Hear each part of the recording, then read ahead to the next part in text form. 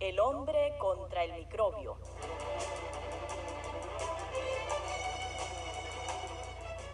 Corría el mes de enero de 1849 y Louis Pasteur, para ese entonces un joven de 26 años, viajaba junto a la ventanilla de un tren que cruzaba lentamente las campiñas cubiertas de nieve al sureste de Francia. Solitario y enfrascado en sus pensamientos, el joven hacía recuento de los eventos de su vida y contemplaba con expectación el futuro. Ha pasado mucho tiempo desde los días de la escuela primaria en el Bois. Todo el tiempo el director se disgustaba conmigo por tantas preguntas absurdas que le hacía. Nunca pensó que llegaría a ser algo en la vida. Creo que como adolescente no prometía mucho. Pero afortunadamente mis padres tenían ambiciones elevadas para mí. Me perfeccionaron en cada detalle. Estrasburgo, pasajeros para Estrasburgo. Lo que no me imagino es lo que me espera en Estrasburgo. Oí decir que es una hermosa ciudad y que su universidad tiene una excelente reputación, pero ¿qué lograré aquí? Señor, permítame ayudarlo con su equipaje. Muchas gracias, pero hay un amigo que me espera en la estación. Siempre y cuando no se le haya pasado por alto esta cita. Pedro Bertín. No lo he visto desde que éramos estudiantes en la Escuela Normal de Profesores en París. Y ahora él es profesor de física aquí en la universidad. Luis, aquí estoy. Bienvenido, Luis. Permíteme llevar tu equipaje. Tienes un aspecto terrible. Estás agotado y desnutrido. Pero yo me encargaré de eso. Mientras estés aquí, vas a vivir conmigo. He escuchado que te has convertido en un gran hombre de ciencia desde que te vi por última vez. Que has hecho descubrimientos muy importantes. Debo decirte que estoy sumamente agradecido por permitirme hospedarme en tu casa. Eres muy amable. Ni lo menciones. Me he propuesto ampararme bajo tu fama. Cuando sepan que eres mi amigo, todos creerán que yo también soy un genio, así como tú. Tan pronto depositemos todo tu equipaje en mi casa, te daré un paseo por la universidad. Es posible que hasta te muestre tu laboratorio, aunque en verdad me da pena hacerlo porque no merece tal nombre. Tranquilízate, Luis. Cualquier queja es para el rector de la universidad o para el ministro de Educación. A mí no me digas nada. Lo sé. Lo que me duele es que a nosotros, los hombres de ciencia, nos tienen tan limitados. Pero sigamos, Pedro. Quiero ver mi laboratorio. Tal vez no sea tan malo como tú lo pintas. El laboratorio era una calamidad, tal cual Luis se lo imaginaba. Estaba sucio y lleno de polvo. Era pequeño y no contaba con mucho equipo, pero él se propuso hacer lo mejor que podía. Esa tarde, Luis y su amigo Pedro fueron invitados a cenar a la casa del rector de la universidad. Aquella velada tendría un impacto memorable en la vida de Pasteur. Después de haber sido presentado a la esposa del rector y a su hija mayor, Luis se vio ante la encantadora María, la hija menor. En repetidas ocasiones aquella noche, Luis descubrió que su atención se concentraba en la chica y en todo lo que decía. De allí en adelante, Pasteur se las arregló para encontrar una excusa que le permitiera visitar el hogar del rector casi cada noche. Antes de que terminara el mes, Luis comprendió que estaba enamorado y que deseaba casarse con María. De acuerdo a la costumbre, le escribió al padre de la chica solicitando permiso para casarse con ella. Se hicieron los arreglos y se casaron el 29 de mayo de 1849. Los próximos 5 años fueron los más felices de su vida. Su trabajo en la universidad le causaba profunda satisfacción y tuvo muy pocas críticas. Su hogar rebosaba de gozo y amor. En cierta ocasión, le escribió a su amigo Chapuis de la siguiente manera: todo lo que he esperado encontrar en una mujer y mucho más está personificado en María. Durante aquellos años, les nacieron 3 hijos: Juanita, Juan Bautista y Cecilia. Luego, en septiembre de 1854, fue nombrado profesor y decano de la nueva Academia de Ciencias de la Universidad de Lila, donde le esperaban nuevos desafíos. Cierta noche, cuando la familia estaba aún en la mesa, Mañana debo presentar una conferencia sobre un tema sumamente interesante. Es un tema muy debatido en el mundo científico. ¿De qué se trata? De los gérmenes. Son organismos microscópicos que viven a nuestro alrededor siempre. Pero yo nunca he visto gérmenes, papi. Por supuesto que no. Solo puedes verlos con la ayuda del microscopio. Pero Antonio von Leeuwenhoek los vio cuando inventó el primer microscopio hace más de 100 años. Entonces, ¿en qué consiste el debate? La mayoría de los hombres de ciencia no le dan ninguna importancia a los gérmenes. Dicen que son demasiados diminutos como para que causen daño. Sin embargo, hay algunos que creen que estas criaturas pequeñísimas constituyen fuerzas poderosas tanto para el bien como para el mal. Y tal es también mi convicción. poco tiempo después, Louis Pasteur tuvo la oportunidad de expresarle sus puntos de vista y los resultados de sus experimentos a su amigo y confidente en París, profesor Biot. Luis, quiero que me cuentes lo que has hecho desde que te mandaron a Lila. He estado estudiando gérmenes y fermentaciones, profesor. Muy bien. ¿Y a qué conclusiones has llegado? A nada espectacular todavía, pero tengo ciertas teorías. Compártelas conmigo, Luis. Pronto. Me interesa saber lo que estás haciendo. Bien, lo que se me ocurre es lo siguiente. Toda fermentación es causada por organismos vivientes, o sea, los gérmenes. Y cada tipo de fermentación es causada por un tipo específico de germen. En otras palabras, hay gérmenes que causan la fermentación de la leche, produciendo ácido láctico. Otros causan la fermentación de la sidra y se torna en vinagre. Y hay otros que producen fermentos, tales como el ácido acético, el ácido butírico, etcétera, etcétera, etcétera. Excelente, excelente. Tú tienes esa habilidad inexplicable de extraer teorías extrañas, aparentemente del vacío. Pero esa teoría que tienes ahora te acarreará muchos problemas. Comprendo. Y estoy listo para hacerles frente. Tal cual el profesor Biot lo predijera, el trabajo de Pasteur con los fermentos le ocasionó mucho ridículo y burla. Pero uno por uno, los hombres de ciencia que se le oponían aceptaron la validez de sus teorías y experimentos. En el año 1857, Pasteur dejó Lila para ser profesor en la escuela normal, su alma mater. Había descubierto en experimentos previos que la fermentación y la putrefacción se debían a la presencia de microorganismos. Él también había comprobado que si se los destruía mediante el calor, era imposible que otros se desarrollaran espontáneamente. Esto lo llevó a desarrollar un método de esterilizar los alimentos mediante el calor, proceso que llegó a llamarse pasteurización y que se utiliza en nuestros días en la preparación de la leche que consumimos. Mientras Pasteur dedicaba todo su tiempo a estos estudios, su antiguo profesor, el señor Dumas, le suplicó que investigara una enfermedad de los gusanos de seda que estaba por destruir la industria de la seda en Francia.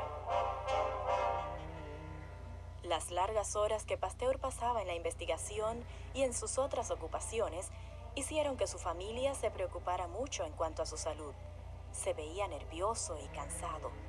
Sus temores se confirmaron cuando el 19 de octubre de 1868, al regresar de una conferencia en la Academia de Ciencias, Estoy cansado. Quiero dormir. Mañana me sentiré mejor. pero pocos minutos después, en su cama, Luis sintió un extraño hormigueo en el lado izquierdo. Luego, se comenzó a estremecer violentamente bajo los escalofríos. Trató de gritarle a María, pero no le salía la voz. Finalmente logró hacer ciertos sonidos.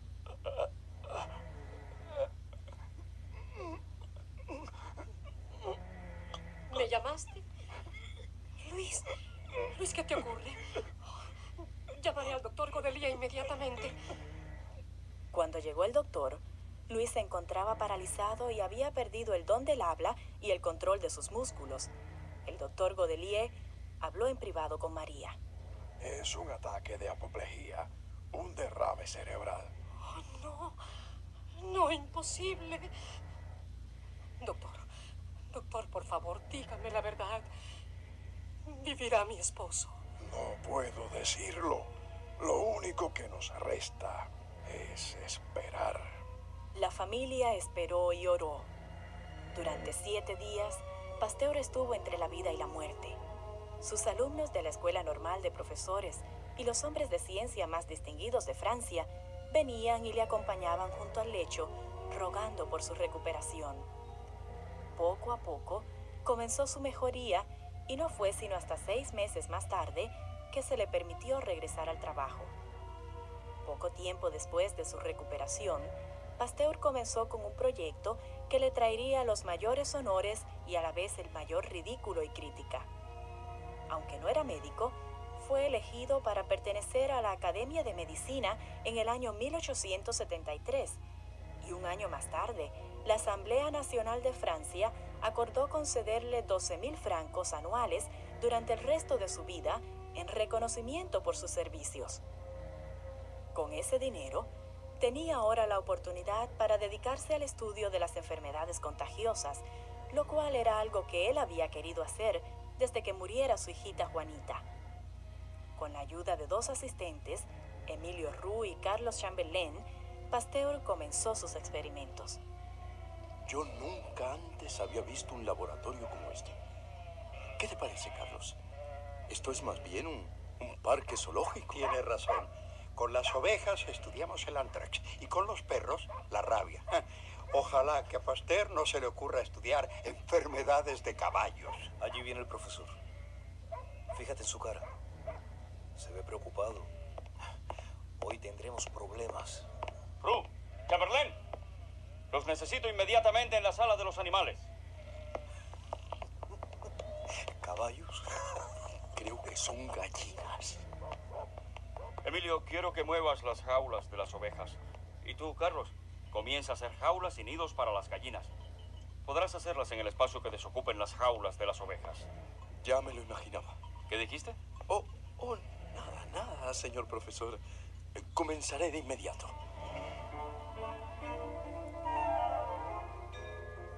En esa forma, Pasteur y sus asistentes estaban respondiendo a la súplica de los avicultores cuyas gallinas morían por miles de una epidemia de cólera.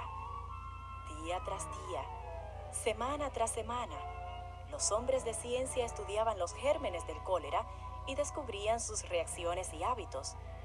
Muchos datos interesantes salían a la luz, pero no parecía que fueran a descubrir la curación o la prevención. Finalmente, cierto día en 1879, dieron por accidente con un método que se iba a transformar en uno de sus descubrimientos más brillantes. Emilio, quiero que inyectes a 10 de estas gallinas con el germen del cólera esta misma mañana. Pero, profesor, ayer agotamos lo último que nos quedaba de la solución de gérmenes activos. No me digas que se nos acabaron los gérmenes. Pero, ¿a qué se han dedicado ustedes? Lo siento, pero... Comprendo. Discúlpeme, es que no nos alcanza el tiempo. ¿No queda más solución? Solo una poca que ha estado aquí por 2 semanas. Pues usémosla. Muy bien, señor. Las gallinas, una vez inoculadas, exhibieron todos los síntomas del cólera, tal cual los hombres de ciencia esperaban. Sin embargo, al día siguiente, al entrar al laboratorio, descubrieron para sorpresa suya que las gallinas, en vez de estar muertas, exhibían una salud perfecta. Pronto se les olvidó aquel incidente y no lo recordaron, sino hasta cierto tiempo más tarde, cuando Pasteur había regresado de una bien merecida vacación. Carlos, tráeme algunas gallinas para inocularlas. Lo siento, profesor. Solo nos quedan 2 gallinas y las que inoculamos antes de su vacación. Sí, ahora recuerdo. ¿Te refieres a las que se sanaron? Sí, profesor. Está bien. Deseo experimentar con ambos grupos. Lo que vio Pasteur a la mañana siguiente lo hizo exclamar entusiasmado. Roux, Chamberlain, pronto vengan. ¿Qué ocurre? Profesor, ¿qué sucede? Miren estas gallinas. Fueron inoculadas ayer. Están completamente muertas, ¿verdad? Por supuesto, ¿qué otra cosa podía esperarse? Pero miren estas otras. Están vivas y sanas y también fueron inoculadas ayer. ¿Pero qué ha ocurrido aquí? ¿Por qué no han muerto estas? Precisamente. El hecho es que no han muerto. Estas son las gallinas que tú inoculaste con aquella solución rancia y vieja hace algunas semanas. ¿Recuerdas, Emilio? Las gallinas se enfermaron levemente, pero luego se recuperaron. Aparentemente, los gérmenes se habían envejecido y debilitado, pero a la vez causaron inmunidad en las gallinas. Estoy seguro que eso es lo que ha ocurrido, pero debemos comprobarlo. Trabajemos, compañeros. Presiento que por accidente hemos descubierto algo tremendo. Por casualidad, habían encontrado algo grande. Después de experimentar por 3 meses más, creyeron que el método para vacunar a las gallinas contra el cólera estaba perfecto. Cuando finalmente informó su descubrimiento ante los vanidosos médicos de la Academia de Medicina, Pasteur se vio chasqueado por la actitud despectiva de aquel distinguido grupo y por la indiferencia con que acogieron aquel notable triunfo de la ciencia. ¡Vuelva al gallinero, señor! ¿Qué sabe usted de medicina? ¿Dónde ha aprendido usted a prevenir las enfermedades? Usted es un simple químico. Luis finalmente se retiró del edificio. Su día de gloria había terminado en un chasco. Su descubrimiento científico más importante hasta la fecha había sido puesto en ridículo. Lo habían hecho aparecer como un idiota. Aquel incidente lo atormentó por varios días. Finalmente, se dijo a sí mismo: Olvídalo. Olvídate de la Academia de Medicina. Olvida la humillación y la burla. Mantente ocupado y trabaja. Pasteur se dedicó a su trabajo como nunca antes lo había hecho. Sus experimentos con el cólera entre las gallinas le indujeron a pensar que también era posible producir una vacuna contra el anthrax, aquella plaga que mataba miles de ovejas y de reses anualmente. Finalmente, sus esfuerzos incansables se vieron coronados de éxito. Pasteur informó del descubrimiento de la nueva vacuna a la Academia de Ciencias y bosquejó el método en detalle. Los hombres de ciencia y los agricultores aplaudieron efusivamente aquel anuncio histórico, mientras que los médicos y los veterinarios sintieron que estaba invadiendo un campo desconocido para él. El señor Rossignol, editor de la prensa veterinaria, se dirigió al barón de la Rochette, director de la Sociedad de Agricultura de Melun, con un plan que Rossignol pensaba que serviría para que Pasteur permaneciera encerrado para siempre tras las puertas de su laboratorio. Se me ha ocurrido un plan. ¿Qué pensaría usted de una demostración pública? Hágale que demuestre, donde todos puedan verlo, que su milagro realmente sirve. Es una idea espléndida. Nuestra sociedad suplirá el lugar y los animales necesarios para tal demostración pública. Pasteur rápidamente estuvo de acuerdo con una demostración pública que se llevaría a cabo en la granja de Pouilly-le-Fort, en las cercanías de Melun. Les ordenó a Roux y a Chamberlain que regresaran inmediatamente de sus vacaciones. Los hombres estaban entusiasmados. ¿Qué les parece, compañeros? Se nos ha presentado una oportunidad de demostrar los efectos de nuestras vacunas ante el mundo entero. Los mayores hombres de ciencia y los veterinarios de Francia estarán allí observando mientras vacunamos a un grupo de animales. Otro grupo no será vacunado. Por último, inocularemos a todos los animales con el bacilo más mortal del anthrax que podamos producir. Es la oportunidad de toda una vida. ¿Qué pasa, jóvenes? Profesor, ¿ha pensado que esto puede ser un paso equivocado? Imposible. Supongamos, por ejemplo, que produjéramos vacunas de calidad inferior. Absurdo. Pero, ¿y si nuestras vacunas son demasiado potentes? ¿Mataremos entonces a los animales? ¿Y si la vacuna es muy débil? ¿No quedarán inmunizados? Estaremos arruinados. Y una cosa más, profesor. Según entiendo, hemos de vacunar no solamente a ovejas, sino también a reses. Aún no contamos con vacunas para las reses. Y solamente contamos con un mes de preparación. Las produciremos, compañeros, no teman. Todo será un éxito. Manos a la obra. Y trabajaron febrilmente tratando de producir vacunas perfectas y de desarrollar nuevas vacunas para el ganado.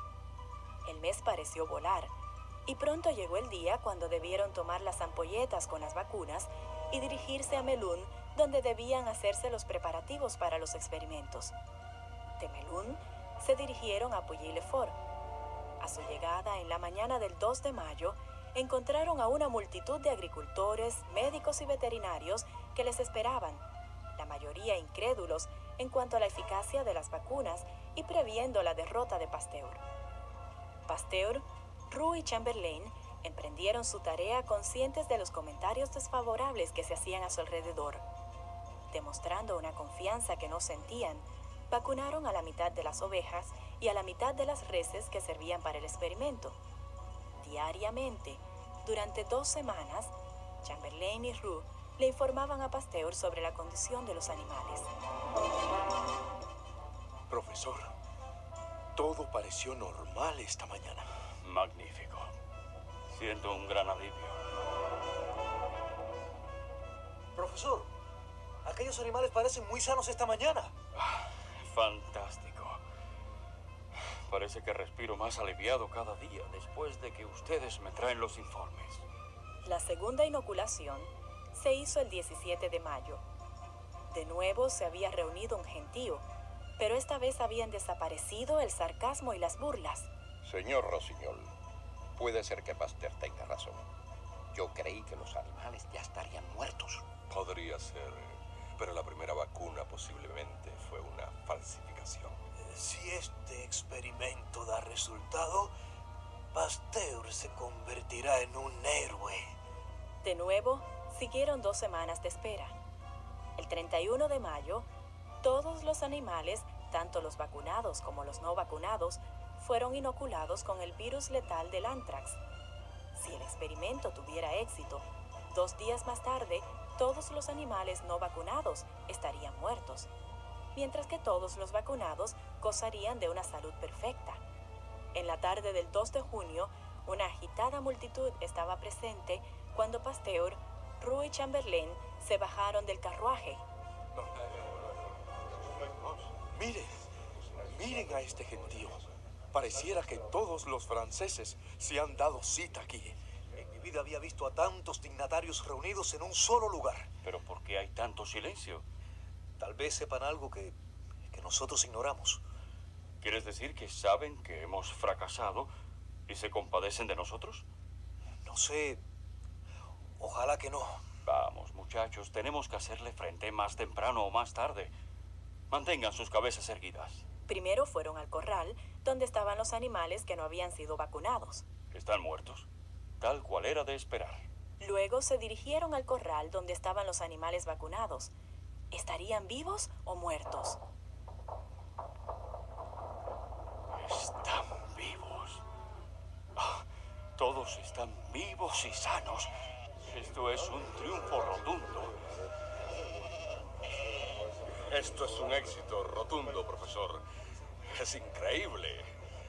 Usted le ha ahorrado a los granjeros millones de francos anualmente. Muchas gracias, Rossignol.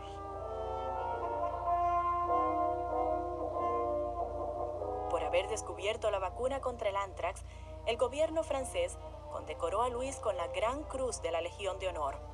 Pero él rehusó tal honor a menos que el gobierno también consintiera en condecorar a sus asociados Roux y Chamberlain con el listón escarlata como un reconocimiento por el papel que ellos desempeñaron en aquel descubrimiento. Gran parte del prejuicio se extinguió y también el antagonismo. Pasteur gozaba ahora de fama. Había ganado la victoria contra los microbios para el beneficio de toda la humanidad.